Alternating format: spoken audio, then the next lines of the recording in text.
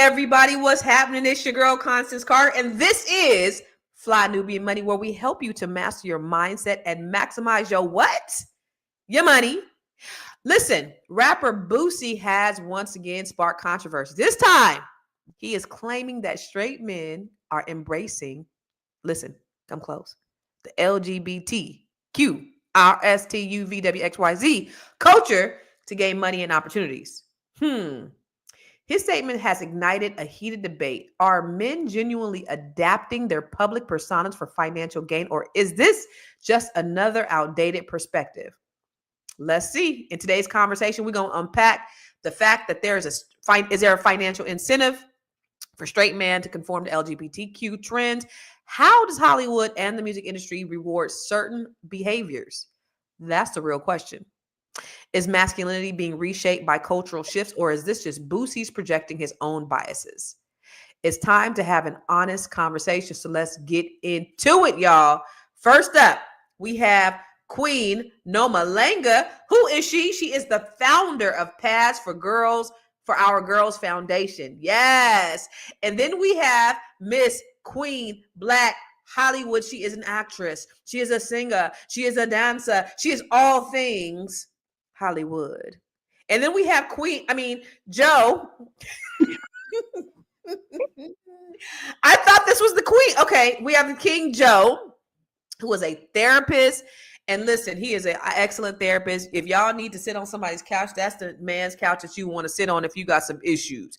So we're going to have some really great perspectives and get ready for a really great dynamic conversation today, y'all. So listen, before we get into it, we got a little game. Y'all ready? We got a game called Ask the Queens. Now, this is a game where we have questions, and we're going to have the queens answer these questions. So here's the first question, y'all. This is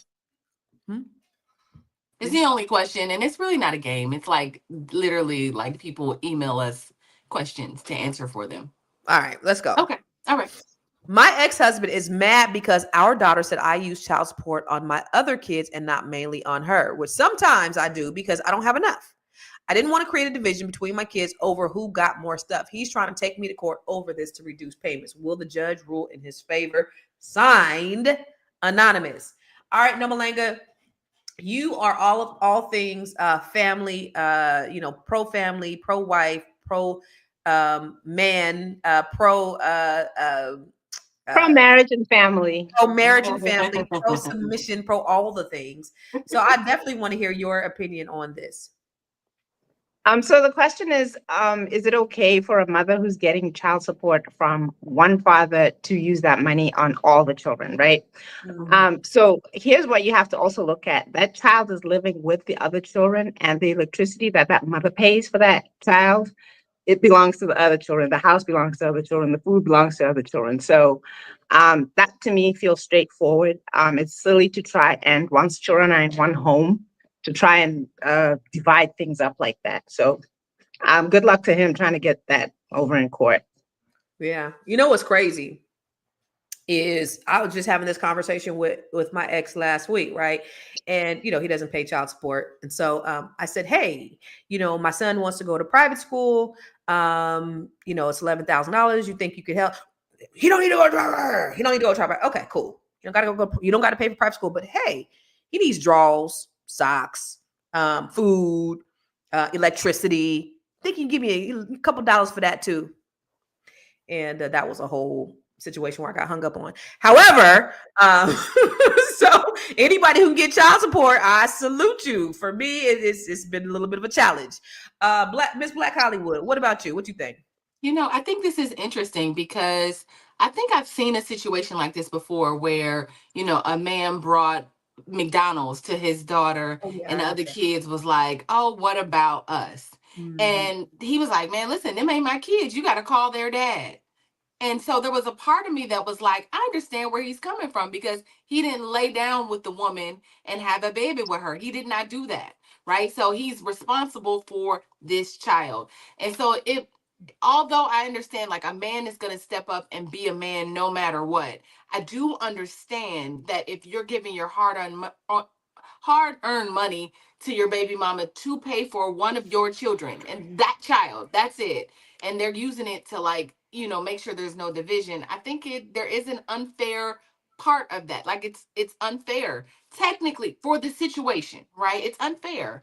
And so I don't think he should be responsible for the other children. However, like Noma said, if it comes down to the lights being off or like something for those other children, I understand. But she has to call her other baby daddies, or maybe not have, just rethink the decisions in life.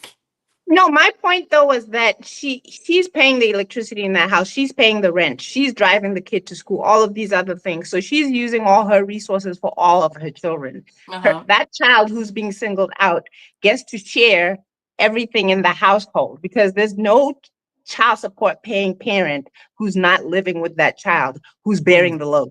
It's it's the parent who has that child that's bearing the load. So if it comes down to it, maybe he should take his child. And then I'm sure most of these fathers will actually want to bring back the child, because the load of having the child full time is not the same as just a little, and it's usually an itty bitty check compared to how much it actually costs to raise that child.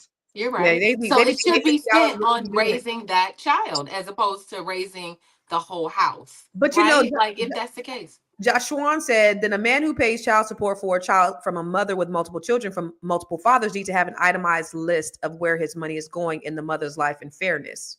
In fairness. That's the dumbest shit I've ever heard in my whole entire life. And let me tell you why. He's going to fall short. That's what I'm trying to say. If you itemize everything, you will fall short. Ain't nobody about to itemize no list of everything. You live. This Negro needs draws. He eat up everything in the house. He turns on the lights. He leaves his lights on incessantly. He played the game all day and all night. Like, how am I going to itemize that list for somebody to quantify how much this child really costs to raise? Like, that's so stupid. And I think the problem in this society is you have these simple-minded people, men and women, who think that you can really raise somebody on your $150 you paying every month. I want a list of, like, yo, $150. This Negro ate $150 yesterday. Come on now. So it's these are just asinine responses to the bigger thing is just being a responsible adult. So even to your point, Tiara, when you talked about the McDonald's situation, like, I don't want a man. I hope look, I had kids with one, but I was married to him. But I don't want a man who's going to look and say, I will only pay for McDonald's for this child because this is mine. Like, what kind of mentality is that as a man? But I want you to answer the question too. Jump on in here, because from the Kang's, the KNG's perspective, I want to know what you feel about this. Well, let me answer it from a therapist standpoint first, right? Let's say these two people come into my office, they sit on the couch and they start hashing this out and talking about this. I'll sit there, listen, observe, watch the way they argue, and I'll be like, "Hey, what are y'all really arguing about? What are we really doing here? Yeah, why are we? Yeah, how much animosity and discord has to happen for you to argue over something like this? You know what I mean? Like, because this is, I mean, what Noma said. Like, if you living in a house, those bills is allocated to whatever. I mean, we talking about itemizing a list. That's insane. That's just to a level of petty that tells me they got other issues with each other that have nothing to do with those children. So you can't hash those out. If you hash those out, I guarantee you they won't be arguing about, this little money or whatever that they're talking about. Sometimes I don't have enough. Okay. Look at what Joshua said, though, Joe. When you have to pay out money that is not going to where you designated to go, then you would say differently. I get what but I'm saying though, if you have a situation with this woman that is tumultuous, and what I'm saying, that then you're worried about that type of stuff. Then yes, I would be worried about where's my money going, because I'm already frustrated with this woman about other things. Is the kid eating? Does he got clothes? Like, you really want me to take my time to quantify what I'm doing with your little raggedy ass? Let me tell you something. If I see a homeless person on the street and it is in my heart to give that homeless person, they can go shoot up if they want to. They can go snort that money up, or they can buy themselves food. What they do with it once it leaves my hand is strictly on them, and that's between them and God. What I've done is I've given out of the kindness of my heart. So if I'm going to just waste my time worrying about, I want to make sure she's spending it on this and she ain't spending it on that other kid, that's the dumbest shit I've ever heard. Well, I mean, it depends. Like saying, if it's gotten to that point, I wouldn't call it dumb. That's just some animosity between you. I hear what you're saying, you know what I mean? But there's something going on between them two, because I don't know what that woman did. I don't know what that man did. But the fact that they're having this conversation is telling me somebody did some dumb shit, and they can't get together and have a conversation. If I'm good with this woman, I'm not worried about this type of thing, is what I'm saying. We can have a conversation, and she's going to be like, hey, I ain't have enough this month to do that. And I'm like, all right, it's cool. You know, next month we're going to work it out. You know what I mean? And we're going to figure out a way to come to terms on this. So we're not even having this dumbass conversation. Joshua said, how are you going to compare giving money on a homeless person? That is dumb. I said, my point is, that check garnished. Yeah, right. I hear you, bro. Keep fighting, bro. Keep fighting. You're gonna lose it. So we gonna let Constance. We gonna let him sit on this, and we gonna go to commercial, and then we gonna come back, and then we gonna. Wait a minute, I'm hosting this thing today. Not today, you're not. Go to commercial. It's a good show right here. But I'm biased. If you are just tuning in, you are watching Fly Nubian Money, where we help you master your mindset and maximize your money. My name is Tiara Williams. I'm also known as Miss Black Hollywood, and I'm the proud producer of this show because it is lit.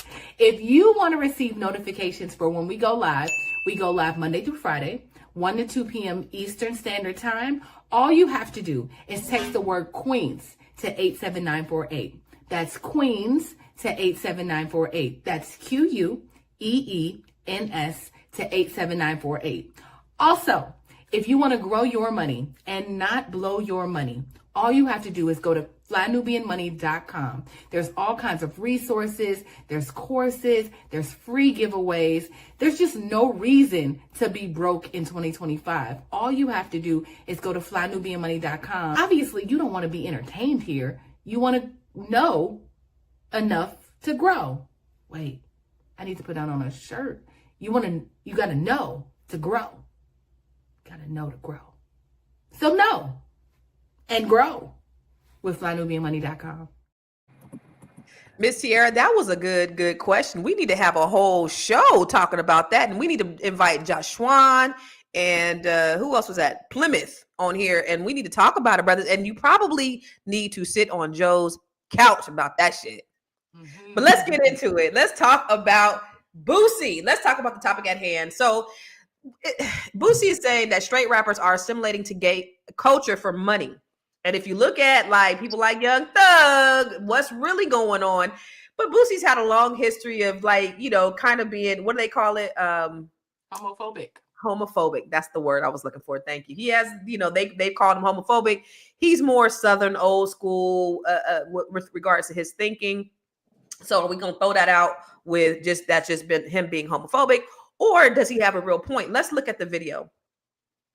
Like the people who capitalizing off the gay people who are not even gay. Explain that. Like what? You know, like so many people are chasing the gay culture to get fame, money, success because they know what's ruling the world. So they gonna do the gay shit. They gonna paint their nails. They gonna do all this gay shit. Painting nails is gay now? It's what you look at it like. You know what I'm saying? I'm not gonna speak. I know in the hood, you're speaking where I'm from where you're from. Where I'm from, yes. I always say, what would my brothers do? So I'm from there. Like you. Do you think? But do you? That's crazy. Why are you doing it? Do you think the gay baiting? Did you do it when you were kids? Do you think the? Why are you doing it now? Because it's a movement. Do you think the gay baiting is the new thing? Like that's. I mean, you can gay. Okay, just think. You gay baiting and you slanging ass. Everybody double dipping. You're playing basketball, you're already making millions. Now you want paint everything. You want eyelashes. The next endorsements, these fucking football players and rappers gonna wear eyelashes. But some of them might be gay on the low though. There are some that's rappers. What I'm telling Boosie, you. That's you know some of them rappers. I don't know none of them. I ain't that Boosie party dick going in pussy. I don't mean no harm. I got a whole fuck. When Boosie party dick going in pussy, you getting fucked. What is going Why you already told me that before? Why have you seen this live in real time? Oh my God, Boosie is crazy. How are you, Daddy? If you watching this, turn it off now. That's what y'all should have let me know so I can tell my daddy to turn it off now. Lord Love have you, mercy. Dad. Wow. Okay. So let's unpack that. What do y'all think? Y'all watching? What do you guys think? Are we assimilating gay culture because that's what pays? Is this the emasculation of the black man? Is this part of the agenda to emasculate the black man? Noma, I see you nodding your head. What you think? I was nodding because you said the emasculation, but I was actually, the word I was gonna use was more like the feminization of black men. And it does seem to affect black culture more than any other culture, where we're seeing men being more effeminate and being more open to, dresses, nail polish, eyelashes, all those kinds of things. And I do think it is part of a bigger agenda to feminize Black men. I think it also has to do with another topic that we discussed. Unfortunately, a lot of people in the Black community don't have fathers in the home. They have mothers in the home. And sometimes your role model can become your mother in some ways, so that what you see as looking good kind of falls more onto the feminine side than the masculine side. Now, is it something that could be used to make money? Absolutely. The more shocking and sensational things are where media is concerned, the more likely they are to make money, the more likely they are to draw attention and all of this other stuff. If you pay attention to social media, I've been doing social commentary for almost 15 years now. The topics that get the most views and, they're lit or whatever the word people use now are usually the ones that are very sensational, shocking, and, riddled with negativity. If you do a nice, sweet video and be nice and everything, you're going to get very few views.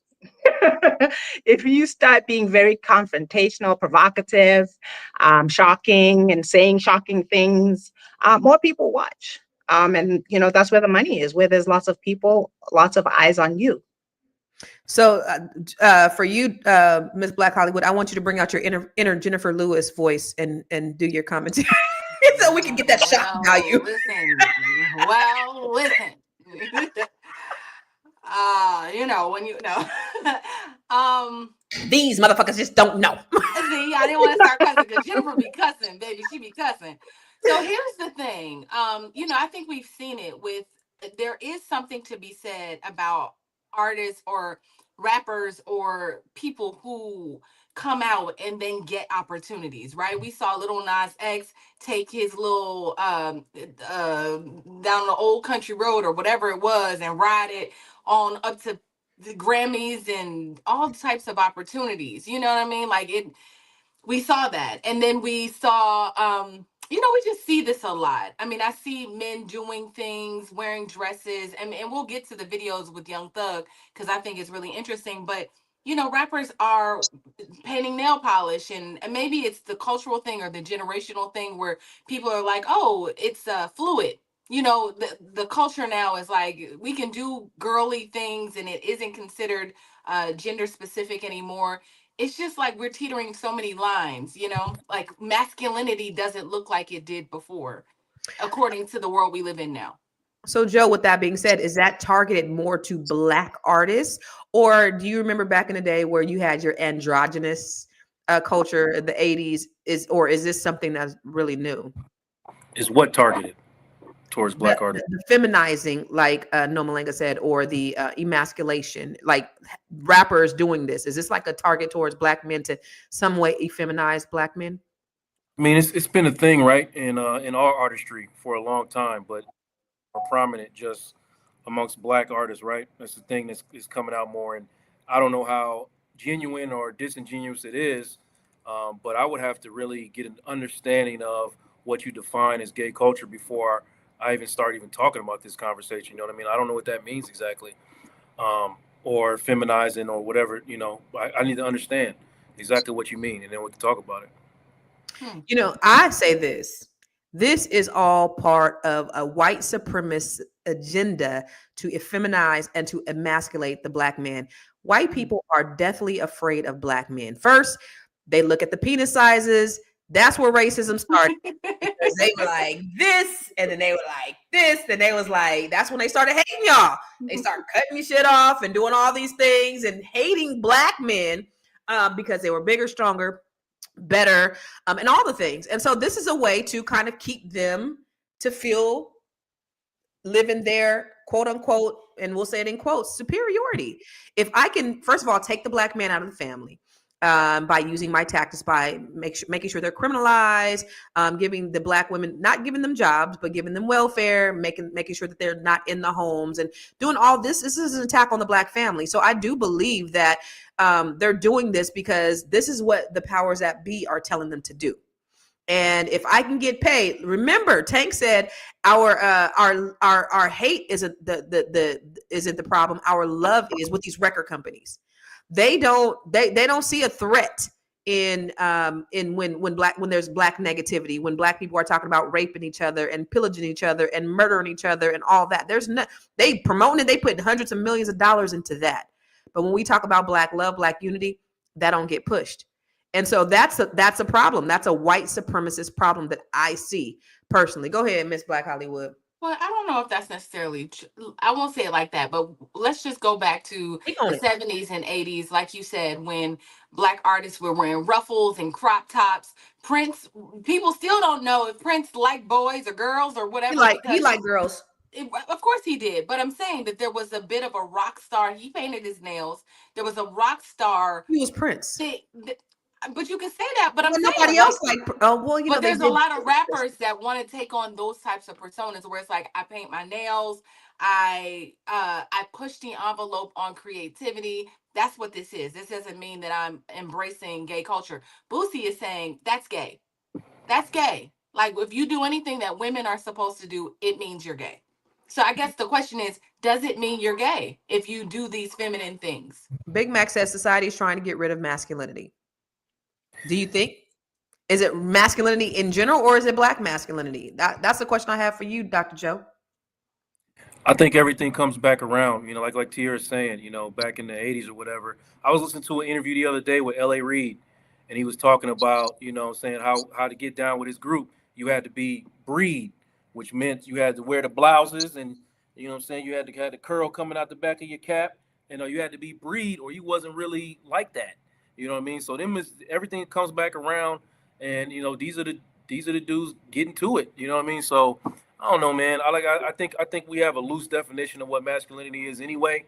Are some people doing or are showing up this way to get attention or to gain some financial? Probably. They do anything. People do anything for money. No Malenga, before we go to break, is masculinity fluid? No. I think you already knew that's what I would say. No, masculinity. Of course, you know how to ask you. Yeah. And the thing about it is, the more you teeter on these lines and try to do the gender blurring thing, the more confusion that we're creating.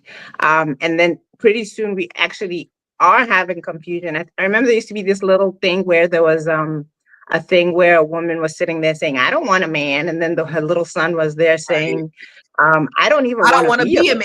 Yeah. Yeah. And then there was a man with his little bag leaving out the back door or something. And, that was supposed to be a joke. But unfortunately, actually, if you look across the culture right now, that's the sentiment. Good stuff. Okay. Well, we're going to talk more about it when we come back from the break. I know. You're busy, you got things to do, and you can't take us on the go with you every single day.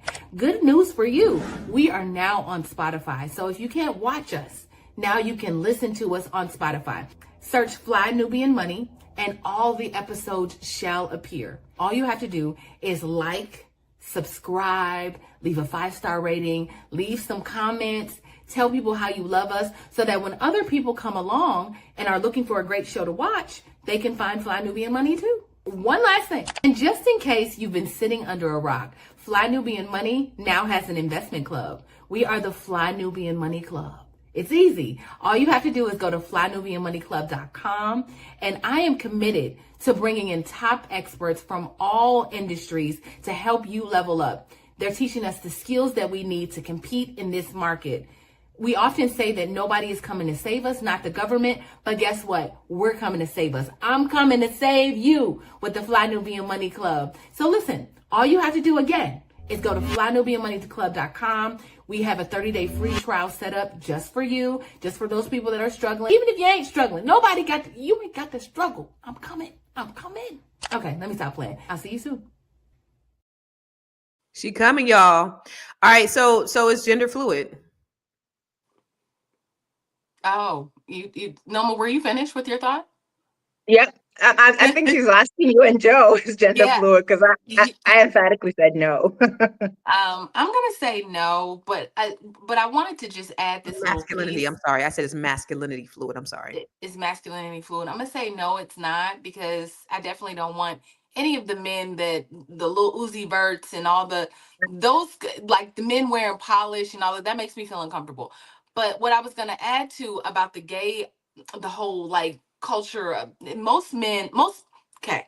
So I'm thinking about Jussie Smollett, right? Jussie Smollett wanted the wallet, right? So he went on a thing with like being the gay Tupac, and like obviously he lied and was like, they tried to jump me in the middle of the night, and made up this whole thing and really like tried to play on the emotions of being like a gay man. And I think he wanted clout in the industry.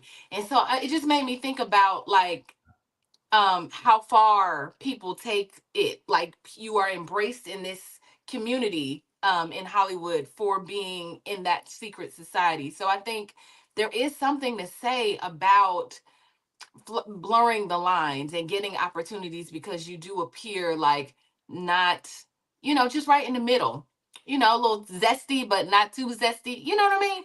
Like, so I think more opportunities come to people that kind of play on it. Why is it so acceptable though in our community? But I do, before you answer that, Joe, I do want to ask you, do you think masculinity is fluid? I'm not sure what are you exactly asking right now, just so I Is it like either or? Is it one thing, or is it something that can be interpreted as many different things? say this. I had, I see couples, right? So beginning of when I started doing therapy, I had a gay couple come to me, two black men, right? They come to me and they're trying to work out their issues in their relationship. And I'm like, okay, I've seen a bunch of couples before. I want to kind of see how things are different. These two brothers they showed up very much as two men having relationship issues, but like two men versus a man and a woman having a relationship issues. So, and they were both very masculine. So I was able to talk to them like two men trying to solve a problem. And that was the big difference of it all. So like you asking me if it's fluid, I mean, I don't think masculinity is defined by like who you sleep with. I'm not ready to say that.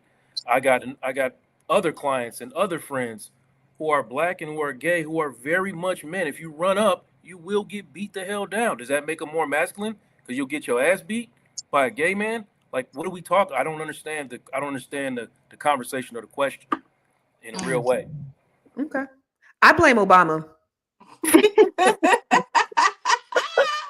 Wait, where did Noma go? Okay. I love Obama for a whole lot, but for the idea of promoting all of this, and we've accepted it, we've swallowed it, we've embraced it, we've endorsed it. And now you have a lot of all of this going on. And I'm not, scared of that culture. However, and you love and accept everybody, right? You ain't gonna beat nobody up and all that because of their choice. But it's also blurred the lines for us in terms of our civil rights. Now we can't even get things because they have taken on our civil rights, and so that that right there, it bothers me because we've taken it and we've embraced it. I think in the last 10 years, that has increased in our culture. I don't know. What do you think, Noma? I don't know if I would blame Obama, but I'm not sure I'd blame Obama, but I do think there is kind of a diluting of what we used to understand as diversity, because it seems like the LGBTQ community, RSUVWXYZ, yes. it seems like that community is the poster child now for diversity conversations. Do I think that it should be that way? Absolutely not. Because treating a person one way or another because of their gender or their race, which is, sexism or racism, is a totally different issue because there's no moral issue there. When you go into that community, there's a moral issue, and also there's a matter of choice where it can be debated whether they make that choice or not. I'm not interested in making that debate or getting into that debate, but the fact is the debate is there. But there is no debate about whether we choose to be Black, and there's no debate about whether we choose to be men or women, although that also is not coming into question lately with the trans agenda. But like I said, it's now to the point where the LGBTQ community is the one taking front and center, and I don't think that's right. Mm-hmm. It's like Boosie said. He said it was a movement. He kept saying we doing it because it's a movement. It's a movement. You're saying you blame Obama, but it did give.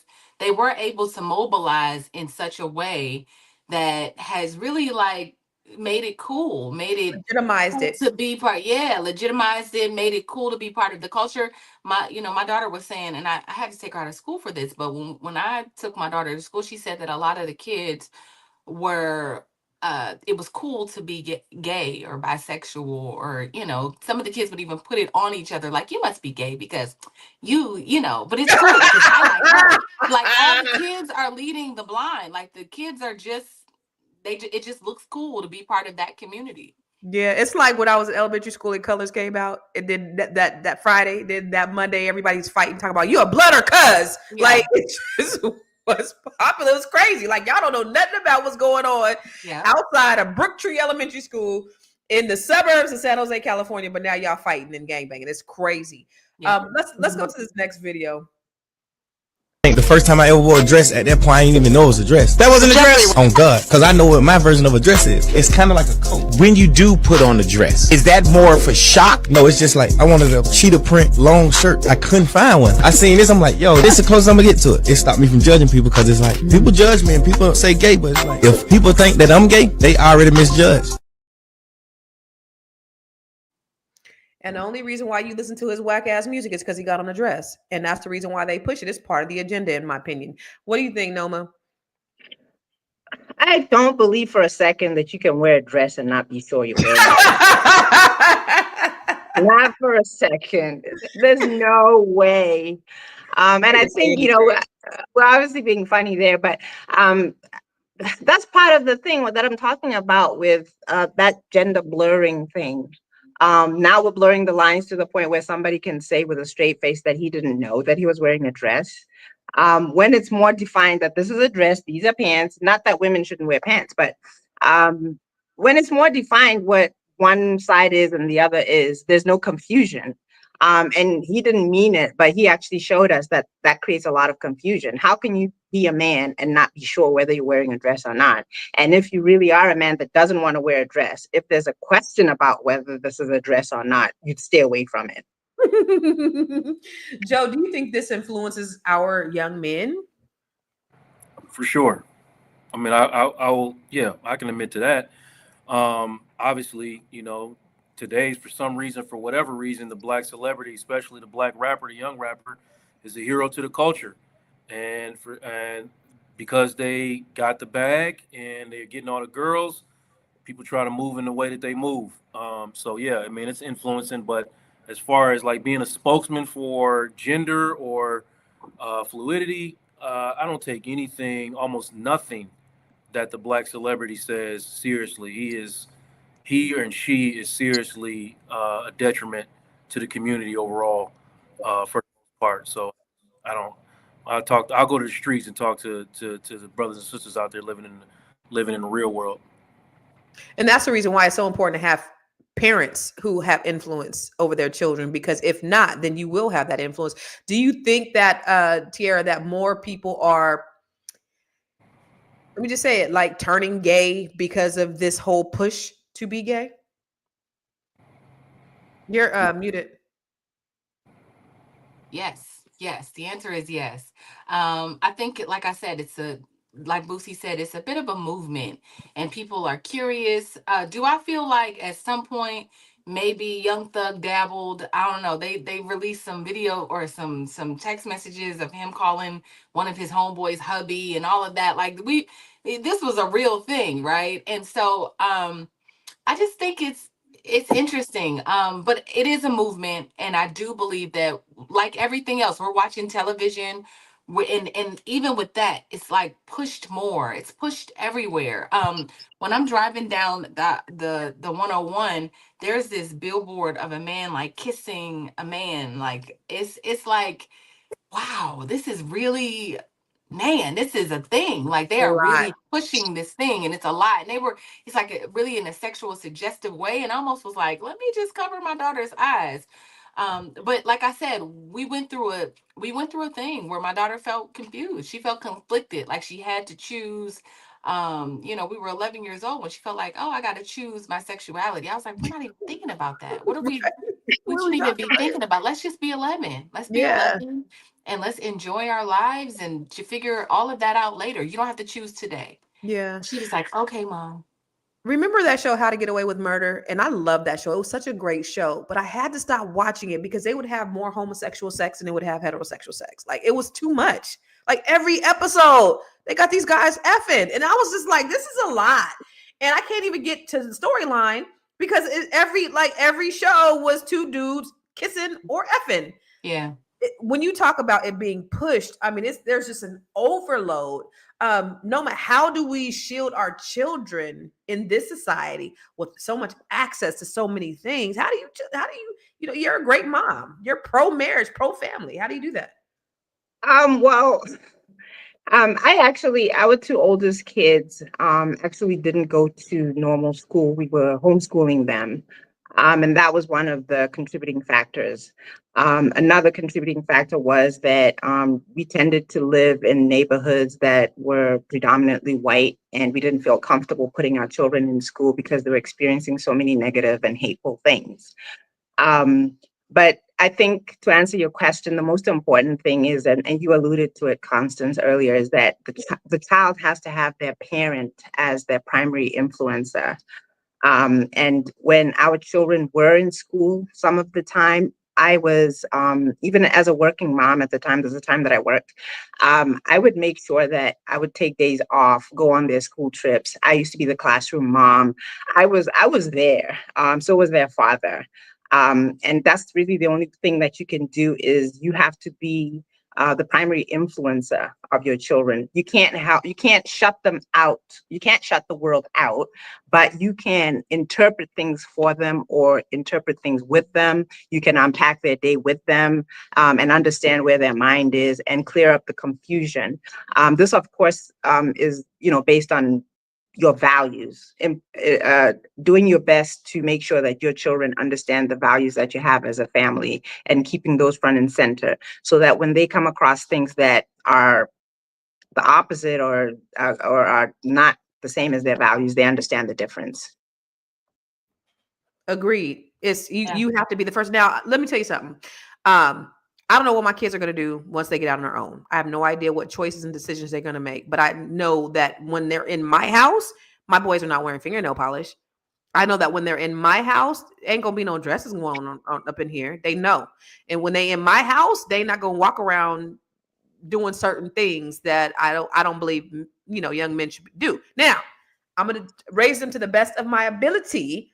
However, while they're in my house, this is what goes on in my house, and I think a lot of parents don't have enough control over what their kids do because they're children. Just like you said, Tiara, no, this is not. This is. I just want you to be 11, so we're gonna go ahead and take you out because I need to have the biggest amount of influence on my children. For you, Joe, you being a man with sons, how are you able to counter all the things that are being thrown at them every day? I don't have to counter anything. My sons are authentically who they are, and it works out perfectly for all of us. If they ever tried to be something they weren't, that's where I would get disturbed, especially me having the perspective of working in a teen and adolescent clinic where many queer teenagers came through there with cuts all up and down their arm because their parents weren't allowing them to be who they were. Okay, unhappy with themselves, trying to take their own lives, and just being told, well, just be this way, but it doesn't feel authentic to them. So you'd rather have your child torture and kill themselves rather than be authentically who they are. And we call that a lack of control. I disagree with that. It's not a lack of control. Okay. It's just, I personally believe my sons are going to be who they are. If my son decides to come home in a dress, hey, we're going to talk about it, because I want to understand what you're thinking. But I'm not going to be like, take that shit off or can't be in my house. You're still my son. You know what I mean? So that's just how I feel. And I can't be the founder of Real You Consulting, preaching against the authenticity of people. I will never do that. So I'm not going to do it. I think that's dope. But you taking that shit off before you walk up in my house. Let's look at this other video. It's not happening in my house. If you're cutting yourself, you have bigger issues than what the hell you wear. There's some other stuff. Can I just say though that we're talking about masculinity a lot based on the appearance of a person, and I think there does need to be a conversation about masculinity and femininity and values beyond your nail polish and a dress and so forth. And I think that's a bigger conversation. Although your appearance does typically say a lot about you internally. Yeah, just like I'm not letting my daughter walk out in booty shorts or her, have her nipple showing. Negro, if you don't go somewhere, and I'm burning all that shit because I'm the one paying for it anyway. You think I'm gonna be wasting my money on a dress for you? All right, let's go to a commercial. Let's go to the next video. Are you a Black business owner looking to expand your reach? Well, has Fly Nubian Money got good news for you? We are building a Black business directory to connect you with customers who need your services. And here is the best part. It is absolutely free. Email us at info@realvirtual.net. Send us your business name. Tell us a little bit about what you do, what services you offer, your website address, and your contact information. That's it. Together, we are going to build and circulate the Black dollar. Get listed today and start connecting with people who are probably already looking for you. Ooh, Gwen, I love it. Yes, Hunty. Let's make sure that if you are a Black business owner, make sure that you send your info to info@realvirtual.net. We want to support Black-owned businesses. The only way that we are going to make it in this country is if we start supporting each other, practicing collective economics. That is extremely important. So Ms. Tiara has taken on this big task of putting a directory together so that we can have a place where all of us could find all the things that we need all in one place. So send your email to info@realvirtual.net. All right. I remember growing up and I went to a church called Macedonia Missionary Baptist Church. We had 45 members. My uncle was a pastor. My auntie was a first lady and my Sunday school teacher. But I do remember him saying every Sunday, there's going to be a time where it's right to do wrong and it's wrong to do right. I remember him saying that. And so I think we're in such a confusing time right now. You ask somebody, right is your opinion, wrong is your opinion. That's your opinion. And so there's no real, a lot of times within our society, no real moral compass that anybody can actually hold on to, or that most people can hold on to, because everybody thinks that everything is just an opinion. And there's nothing that, that's where that fluidity comes in. Like either you are this or you're that. And I understand you working with a lot of young people, Joe, you've probably seen a lot, but I think it speaks more. I think there's a deeper issue at hand than just them liking or, liking the same gender. If they're cutting themselves, if they're suicidal, there's much bigger issues than their sexuality. But let's go to that other video. Yeah. Are you open with your kids about past and everything? Yes. My son, I'm like a rock star. I used to wear nail polish. I had to stop wearing it because of my son. Why? Because he wanted to have nail polish, and his mom was like, "Man, you can't wear nail polish." He's like, "My daddy did it." So he really wanted to do it. That slowed my career down a lot. Damn. I had to step out of the rockstar image, but it's like I didn't explain every single thing to him. He understand. But what about, okay, you pulled your kids out. What about our kids that you still got in there that's wearing all this damn polish? You know, what about our kids that want to be you? But I stopped doing it. Yeah. So if you want to be me, you're going to stop doing it. I want you guys to hear that very clearly, Miss Black Hollywood. I stopped getting a lot of money from it. Y'all hear me? Yeah, like this, it's a real thing. It's a real thing. The emasculation of the black man is a very real thing. He stopped getting money from who? Did they stop buying his records because he stopped wearing nail polish? Or did they stop putting money into his marketing because he stopped wearing nail polish? That's the question that you got to ask yourself. And then other kids, just like Big Boy said, well, what about our kids? Yeah. Because now you didn't influence. Why you put this up here? What? I hate. Read it. Okay, in 2020, I gotta cover that part of the screen. In 2023, over 30% of top charting male artists publicly engaged in LGBTQ allyship campaigns by design. Artists and public figures who embrace inclusivity tend to receive more sponsorship deals and media visibility than those who oppose it. Okay. Major companies are actively seeking inclusive employees and influencers for campaigns, often prioritizing those with LGBTQ support or affiliation. For sure. LGBTQ plus artists and influencers tend to have higher brand partnerships opportunities due to corporate diversity initiatives.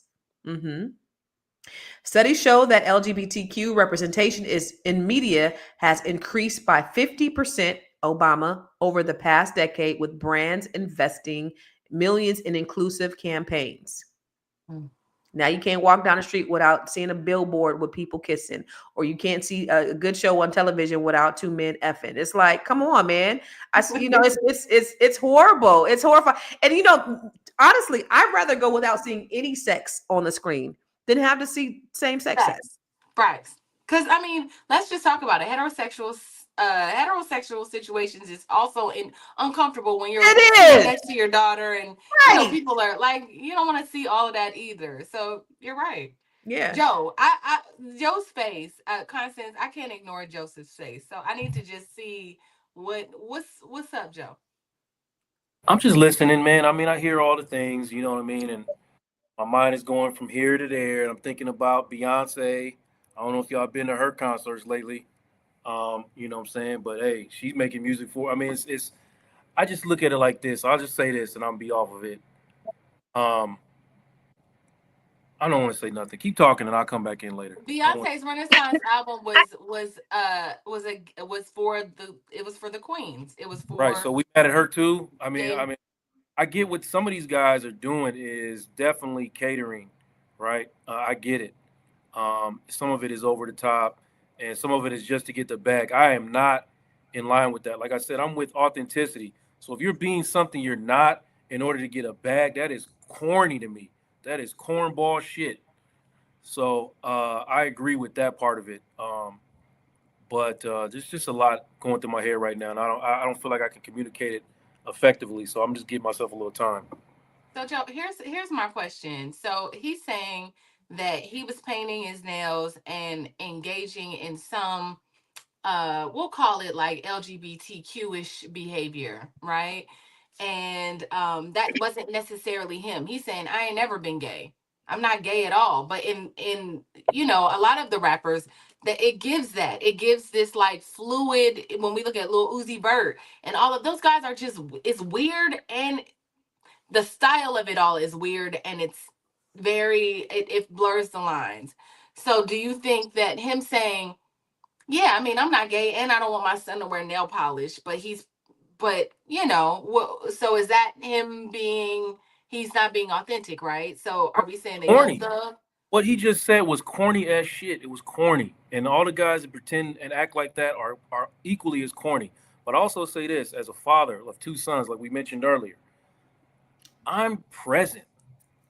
I'm having real conversations with my sons on the regular. They can't be influenced by shit like that. They cannot be.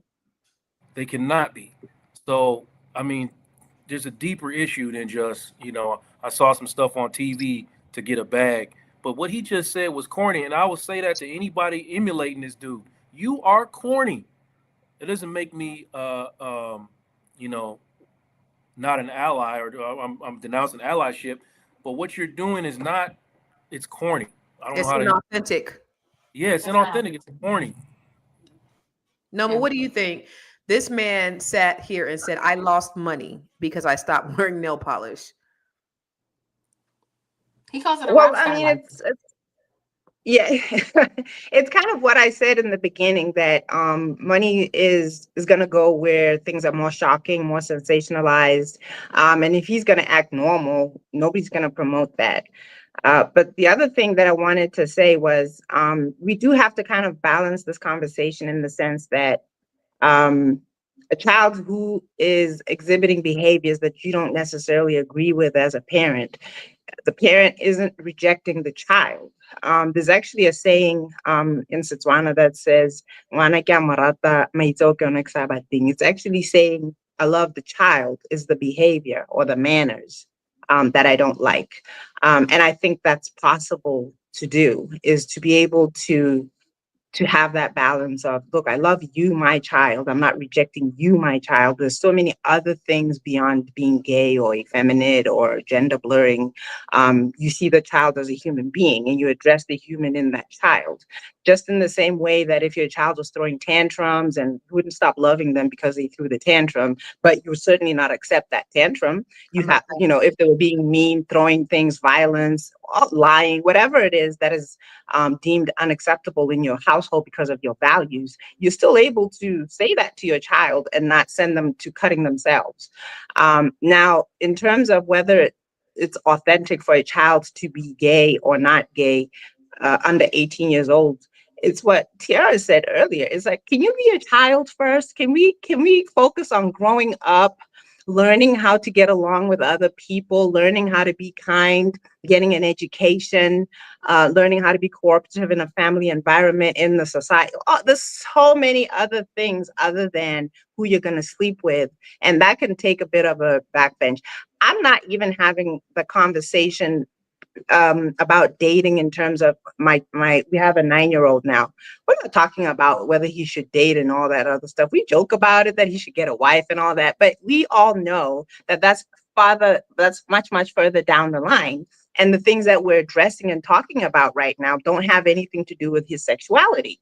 And I find that to me is somewhat offensive, is that we're having this whole childhood sexuality thrust down our throats.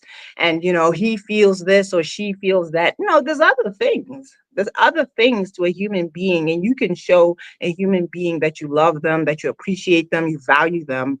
And the whole sexuality thing take a back seat a bit. Yeah. I think what she said was brilliant, though. You can love somebody and hate what they do, just like the Bible. Love the child, love the person, hate the sin. I mean, people think that you have to accept everything that they do, no matter what. That's why you see D Wade having his son be a whole girl, because he, in his mind, before he was able to really develop his prefrontal cortex, or just going through adolescence and confused just about life. But you're going to be able to choose your gender at this age is crazy. But it's abuse. It is abuse.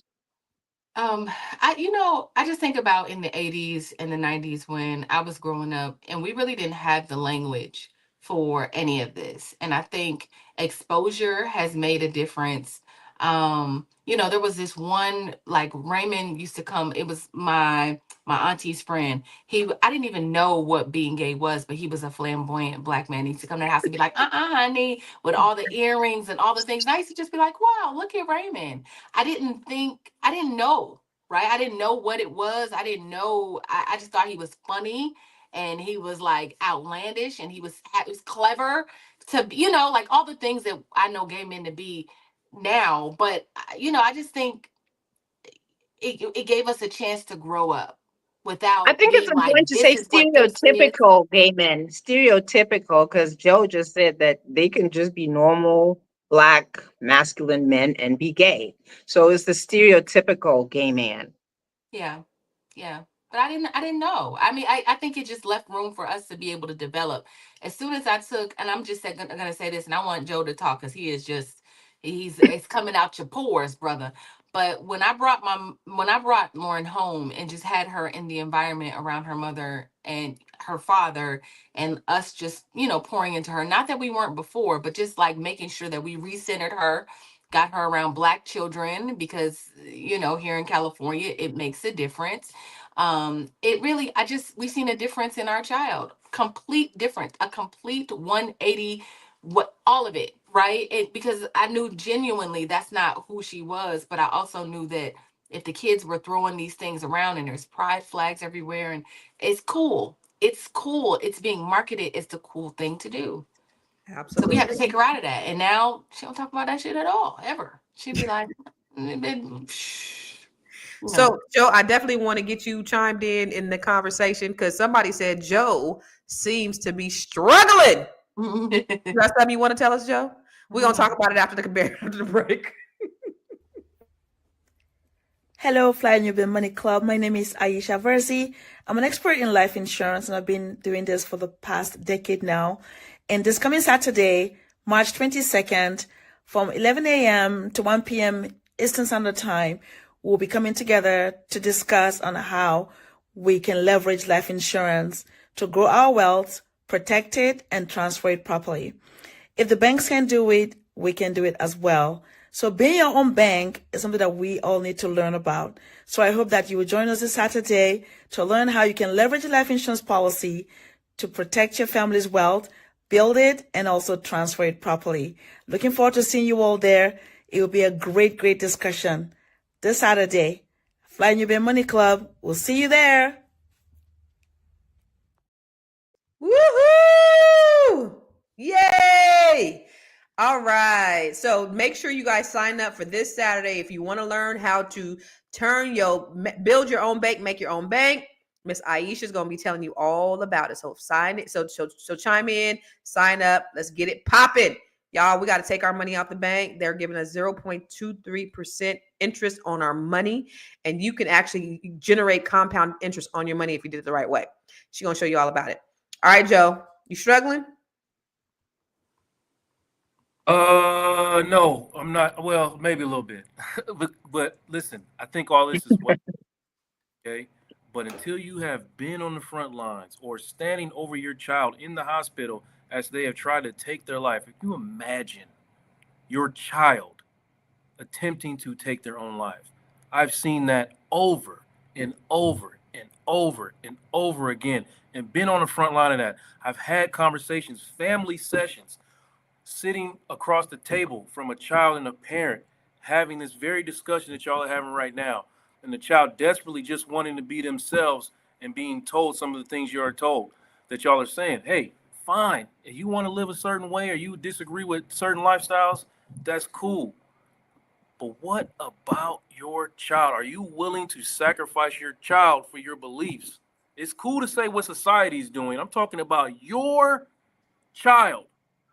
Are you willing to sacrifice your very own child for your beliefs? That's what I'm talking about. Those are the conversations that I'm having. And it's like I don't think you are. I don't really think you. Go ahead, T. I just got a question. So Yeah. with the LGBTQ exposed, like they just said, it rose exposure. What did that slide say? 50%. 50% in the last 10 years. 50% increase in people. So do you think the people that are gay versus the people that are influenced and curious and just looking like, and are like just joining the movement for the sake of being a part, the difference between the two? Because I think a lot of people are influenced. I hear you when you're saying these kids, if my daughter would have came home and I sat her home for that long period of time and she would have kept saying like, well, mommy, listen, this is just what it is, I'd have been like, all right, well, this is just what it is, right? But it wasn't that. It was just like a people are being influenced. So I guess my question is, how do people know the difference, like being influenced by rappers or by people that they're around versus just like authentically feeling like this is who I am? Well, You have conversations with your children, and sometimes it takes going to sit down with a therapist in real life. I'm not just saying it because I am one.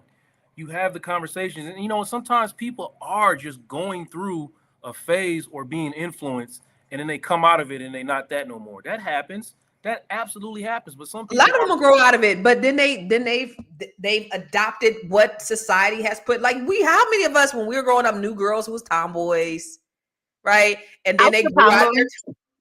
That's a tomboy. And it was because I grew up with only brothers. I only had brothers, so the only people I could emulate were boys. So I was a tomboy. And Okay, so I'm I sorry, think this Joe. culture Go has sort of ahead. embraced that whole thing of a tomboy. Then you must like girls. I remember seeing on Ricky Lake a long time ago when before it was really popular to be gay. There was this girl, she was a tomboy, and then they had her kiss a girl for the first time, and she was like, "Oh, this is disgusting," because she was just a tomboy. But now, that's something that is kind of, I think it's something that's pushed. Let's let Joe finish his thought. I'm sorry, I didn't mean to. I'll just say that it's not my job to change the world around. So I'm arguing, but I really don't want to be arguing or saying these things because it's not my job in therapy to change the world around those people who are queer. It's my job to get them to operate authentically in a space that's provided to them. That is my job.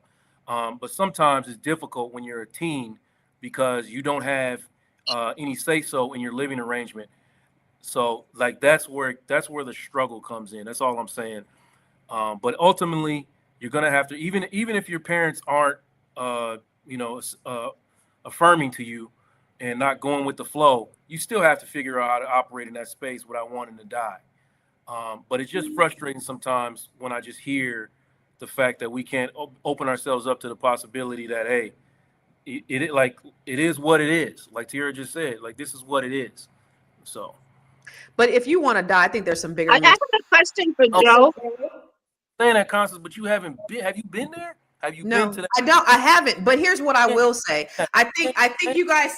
I think the problem is you synonymize a sexual choice with who they are. It's just a choice. It's not who they are. I don't believe that people. When you make their persona all about who they sleep with and they think that's who they are, I think that's where the real problem is. No, I haven't been through it, but I will say if my child turned out to be that way, I mean, I have to accept him. I'm not going to accept what I don't believe is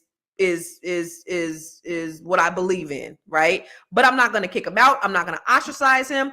If he wants to die because he's that way, that's a bigger issue. There's some mental health issues. There's something else going on, a lot deeper. There's a lot of people who suffer from depression. Just period. Just because of who they are, whether they're gay or straight. That could be part of that. I don't think that necessarily has to do with their sexuality.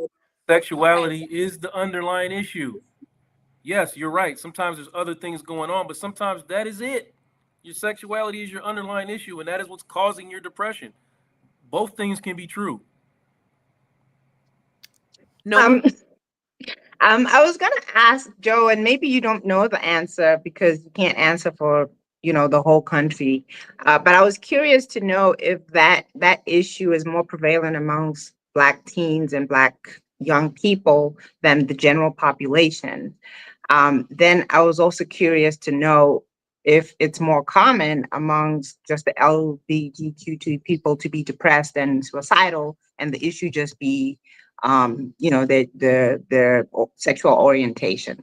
Because I think Constance kind of alluded to it that, okay, a person can just be depressed about, a number of things, and it doesn't really always have to be about their sexuality. But I'm curious to know, is that overwhelmingly the issue? And then the secondary question is it overwhelmingly so in the Black community? It is very common in queer teens to sink into a depression, right? Very, very, very, very common. It all depends on the type of home you're brought up in, what you've been taught, that you have to mask or not mask. As far as it being a Black issue, I would say that most Black kids don't really come out. A lot of them just don't come out. You know what I mean? Because of, these type of conversations, and the fear of the backlash, especially in the black community, is deep, man. It's deep. So actually, I don't see I get to see some, but I don't get to see a lot of black youth. And they kind of come on the slide, and you can kind of, if you're having a conversation in a room full of kids, you start talking about this stuff, you can tell in their eyes like who's struggling with this, but and who hasn't said anything. But no, I can't say for certain that it's what the numbers are on black teens and black youths. Because the other issue is also this over sexualization. And I would venture to say in America and Europe, you're going to find more, just normal media, regardless of whether it's social media or the TV or whatever else they're exposed to. There's more sexualization. And then that means that the conversation of children's sexuality is more of the conversation piece than it should be, or their identity is centered around their sexuality. Whereas, like I said, I feel like when you're growing up, your sexuality it shouldn't be the focus of who you are as a human being. We accept that we all have it and it'll come down the line. We don't encourage our children to have sex in their teens just to begin with. So why are they obsessing so much about their sexuality? So I think that's kids, also right? worth considering. All kids, yeah. All kids are being sexual way early. Yeah. Whether you're gay or not. Like, that's a problem we have in the country, period. Yes. On the ones that we think are being influenced by homosexual images, but all of your kids are being influenced by sexual stuff. They're having sex in elementary, bro. It's moved up. The timeline is moved up because all of this stuff is out here, not just the gay stuff. All of it is out here influencing. So get mad at all of it. Get mad at all of it. But that still goes back, Joe, to the idea that the parent is supposed to define what's right and what's wrong. 100%. There is no way you can tell me that it's okay for a child to have sex in elementary school. As 100%. A parent, I'm the one who's putting my foot down and saying no. Even if they're having it with another child, they're violating each other, and they're not violating each other because they're bad children. They're violating each other because of what they're been exposed to by adults. And that's what's causing the problem. So as a parent, you have the right to shield your children from that and define for them what's right and what's wrong. And I agree with you. I just say shield them from all of it. Like, had a conversation about all of it. I don't want sexual images in front of my child. Stop isolating the gay stuff. Like, I don't want no sexual images in front of my child. I don't want my kids thinking about sex in elementary. Yeah. So we can talk about this all day, y'all, but we got to go. And it's over the time. Nettie said one's child is supposed to be sacred. They'll have their adulthood for adult matters, which I wholeheartely agree. Like, my daughter went to college so naive, and she still mad at me about it, but I don't care because I'm like, you're going to be a child until you leave this house, and you're going to be an adult for way longer than you're going to be a child. So I'm going to make sure while you're here, we preserve your childhood and your innocence. That's what I think people need to be more concerned about, rather than who they have the desire to sleep with based upon all the shit that's coming after them. But Miss Black Hollywood, we're gonna give our final thoughts. What you thinking, lady? So I think the original conversation was around if rappers, or if Boosie was right, or if this, and I would just say that it's obvious that the LGBTQ has a tremendous influence on our culture, on American culture. It's like been integrated in a way where everybody kind of, we're like everybody was saying, we see it, we are seeing it, and people are taking certain things from it to to what I'm seeing, to get opportunities. And so I don't know what the answer is, but like you just said, Constance, like, to just keep our kids away from seeing certain things, allowing them to stay children as long as possible. Just, having your influence and having your hand over your children is probably the best bet. And even over yourself, like over your soul, over the things that we all consume, because sometimes it like the promotion of that, even for adults. And adults are impressionable, right? Like there's some things that you can watch that you don't even know. It's all spiritual. So letting those things get on you or off you, or I just think it's important that we're paying attention and staying woke. My name is Tiara Williams. I'm also known as Miss Black Hollywood. I am at Miss Black Hollywood across all platforms. I don't know if I got to say it earlier, but Aisha Verzi is going to teach us this Saturday in the Fly Nubian Money Club how to create a bank for ourselves, our own personal bank using insurance policies. Please come join us. Yay! Good job. All right, Miss Nomalanga. What you got to say? Yeah, so my final thoughts are kind of just, wrapping up what I said before, that I think that parents should be the primary influencer in their children's lives. I think that you should stop at nothing to make sure that you're the one who unpacks their day, who unpacks issues for them and helps them navigate issues, because it's more important now than ever because we have so much exposure. I think if we do that, and we also be mindful of the adults that we have around our children. I think if we do that, it's a good starting point. If you want to know where you can find me, my name is Nomalangam Sauli Moses. I can be found on Facebook under that name. On Instagram, it's just short, it's Noma Moses. I also have a YouTube channel under the same name. I am the founder of Pads for Our Girls Foundation, which is a charity organization that I founded that supplies charity pads to schoolgirls who are what we call undergoing period poverty. You can go to padsforourgirls.com if you'd like to donate and help them get access to sanitary pads and other sanitary supplies. All right. Thank you, Miss Nomalanga. All right. Mr. Joe, what you got to say? You're muted. You're muted. My bad, y'all. I said what I said, but also I want y'all to understand one thing. The world is not going to conform to what you want it to conform to, whether you are anti-gay or pro-gay, doesn't matter. They're not going to do what you want. So you better learn how to survive in, the world that you're in. And if you need to help doing that, just hit me up, man. Like let's lean in authenticity. If something is triggering you or making you emotional, that's a signal. No emotion is meant to be pushed away. That's a signal that you need to deal with that. So just let's lean into authenticity. We don't have to go back and forth trying to get other people to believe what we believe. That's asinine. Don't do that. Just learn how to operate in the world that you're in. So realuconsulting.com.